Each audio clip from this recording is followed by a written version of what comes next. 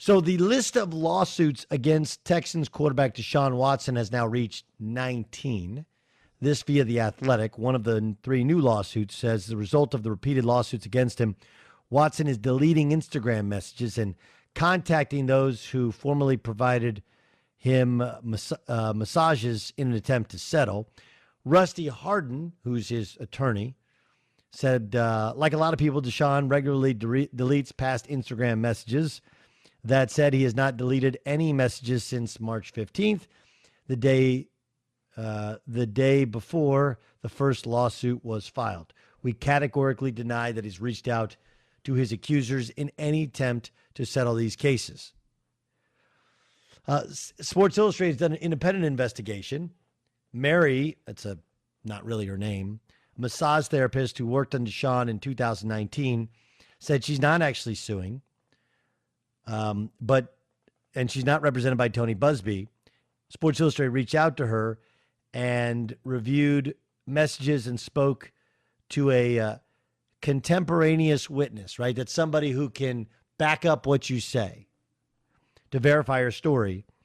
The source isn't part of the lawsuits, presumably less to gain, and while it's not done under oath, we have an embedded investigation at SI of the claims in this article, including, and I read the article, that basically he was supposed to be massaged by somebody else. He wanted the private entrance, which is fine. Like, that doesn't mean anything. He's Deshaun Watson. A private entrance to her studio is fine. But she started massaging him, and nothing forceful was claimed, but it was just the idea of it and the uncomfortable nature of it. And it seems to give veracity to some of the other claims. I don't know. I don't know how you don't think Deshaun Watson's his entire career is in peril. But it is. It just is. And I don't know how you proceed if you're the Texans other than you just got to wait it out. But this is really remarkable. I mean, when the Deshaun Watson unhappiness first unsurfaced at the end of the season, and people were saying he should be unhappy when DeAndre Hopkins was traded, but he signed his contract not long after. When the stories came out, I have people who are high-ranking NFL people, and they all said, like, man, his character is unquestioned.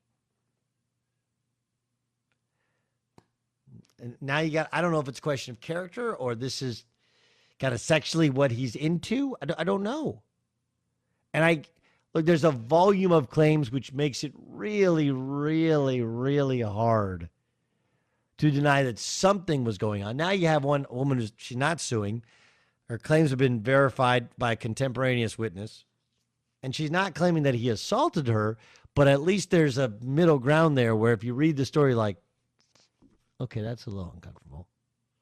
Now, uncomfortable doesn't mean you don't play in the NFL anymore. Uncomfortable also doesn't mean we don't know what conversations were really had, at what time they really had it. But look, I said this before. I like Mike Vick.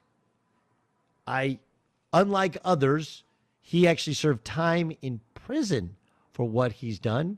And I think that keeping him out of the NFL would have been double jeopardy, really. Like, the way it works in our country is, whether you think it's fair or not fair, if you commit a crime and you serve time for the crime, then when you don't have to keep, with the exception of when it's abuse of children, right? Where you're a registered sex offender, right? With that as the exception, and there's a couple other, like you can't work at a bank if you stole money from a bank. Like, you're a bank robber, you're not going to work at a bank in the future. There's some limitations if you have a felony against you, but playing in a sport, if you change your life, shouldn't be. But this era is different. And for women, and I think animals, rightfully so. Rightfully so. I tried about a half hour ago, I had a tweet pre-written or whatever I'd put out there about the women's NCAA tournament. Remember, like a week ago when they got to San Antonio, one of the Oregon women tweeted out a video of the pathetic, like they basically had some dumbbells and some yoga mats, and they had no weight room for women. And then, 36 hours later, they had this beautiful weight room set up. You're like, what are you doing? Like, look, the men's tournament, women's tournament aren't the same. The setups aren't the same. There's some context that are needed. I love that, so many people in my profession, in broadcast journalism, whatever you want to call what we do, they want to say the NCAA is a business, and then they want equal support of women's athletics. Well, if you're a business, you wouldn't support women's athletics equally because the profit is not close to being equal. Right? If it was a business, you wouldn't have women's basketball. You wouldn't have all these other sports. It's not a business. They make money on it, but it's not a business. It's redistributed. It's a complicated thing. I can say that and also back it up with the women deserve to have the best equipment. Why wouldn't they? Like, we're going to do it. We're going to have 64 teams in one site. I do think it's weird to have one weight room for all of these teams, and they're probably not going to use it much, right? You use it once or twice, and many of the teams go home after first. But whatever. They absolutely should have a great facility to work out. And part of it is, and this is where women's sports are right, which is like, look, for years, we haven't received the right amount of equal attention, like TV and money. That obviously comes from viewership and the money generated. I get it. But there are things you can do to make women feel as though what they're doing is just as important, even if it's not as financially profitable. All right, now you take that into the context of we're talking about the abuse of women, the abuse of the power of being the client as opposed to the massage therapist.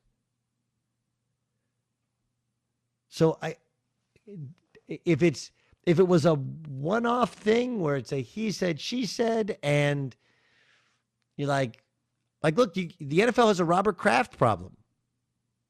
Right? What did they do to Robert Kraft? Granted, it was some massage therapist in Florida. It was one person. This is a face of a franchise, and it's much more widespread, wide scale, and then you factor in the text or the direct messages on Instagram. I also think that, look, Rusty Harden's using the fancy language thing. He just is. Well, he hasn't deleted any messages since March 15th. Okay, was he deleting? Oh, since the day before the lawsuits came out. Okay, but you don't think he was tipped off to the lawsuits? Of course. He probably went through and started deleting stuff. So I just think there is yet to be a story that comes out about Deshaun Watson like, oh, he's good. There just hasn't been that one moment even close where I thought, oh, he's good. He'll be good. Yep, that'll work for him. Have you heard that from anybody? From any story you've read, Dan Byer, where you thought, oh, I can see a light at the end of the tunnel for Deshaun Watson. Like, let's say it all gets settled in civil and doesn't go to court. Like, what do you do if you're Deshaun? What do you do if you're the Texans? Byer, what do you do? He doesn't know. Gavin, what do you do? I don't know. If you're the Texans, I don't know. I keep wondering if this is better for them because now that they can't trade him, maybe Deshaun. Well, is there any way that Deshaun would now be willing to play? Oh, I don't think there's any doubt. Look, I'm guessing. This is a guess.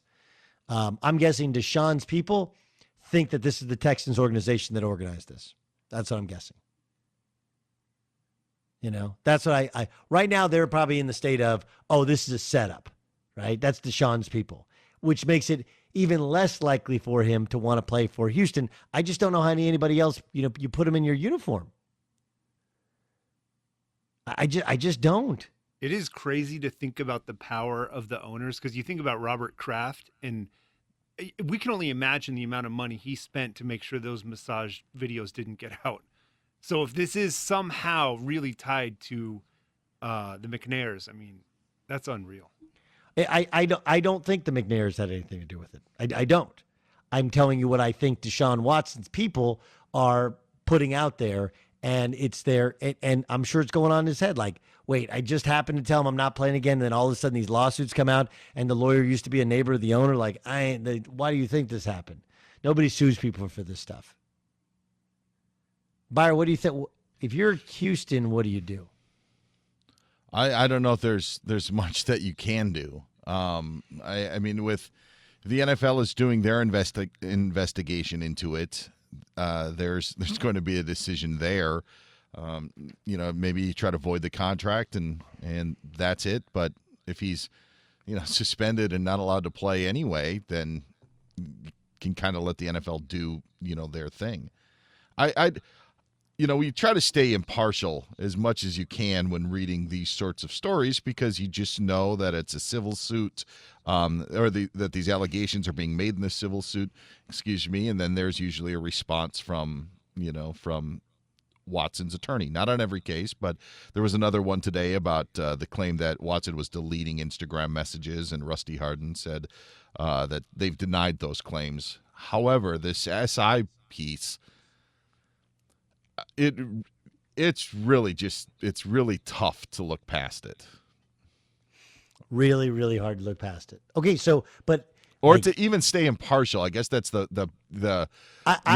used the wrong phrasing. I want to be completely impartial. I've tried in everything here to understand. Like, look, I don't understand a man who would abuse a woman in any way sexually. I just don't. I don't have that thought in my brain. It's a little bit like the racism thing. Like, I just don't have that thought. But I understand that there are people that exist. I also understand that there are women that'll make things up, and there's there are, but the volume of claims, and granted, like, once it becomes public, all the stories corroborated, but the volume of claims, and though there was a denial, there was no denial of actual sexual conduct. Like, it's a really hard one to continue to remain neutral. I don't know what you do if you're like right now. I'm saying in the short term, the Texans do nothing. They sit there and go like, we love Deshaun. The Deshaun we know is great. Behind the scenes, like, what do you do? And is there, if it doesn't go to criminal and it's just civil, is there any way he plays in the NFL again? I think it would be very difficult. Very difficult. Yeah.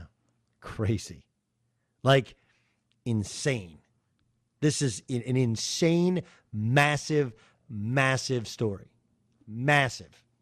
And I get it. There are many shows that won't touch it because, like, because the thought in a host is like, what's the win? If I support Deshaun, then I'm anti-women. If I support women, then I'm like anti-player, and I'm believing everything that's put out there by a lawyer. Like, I'm not saying, I'm just telling you, there's a star quarterback in the NFL who has the second or third now biggest contract in the history of the sport that was set to be moved. He didn't want to play for the Texans anymore. And he's 25 years old, and he went from being beloved. Like, when I say beloved, you have no idea look, his old college coach said he's Michael Jordan. But beloved not just for the player, but for the person he is. And then, yeah. And look, if what he has done was unwanted by any of these women, that is wrong. I would also point out that, like, these are very personal things being put out there about somebody. Like, that in and of itself emotionally is hard to come back from. Right? Mm-hmm. Mm-hmm. This is a crazy story. Crazy story. But I'm yet to hear, there's yet to be a light at the end. Oh, well, there's the off ramp. I think he'll be okay. I don't see one. Again, we're still a week and a half, 2 weeks into the story. I don't see one.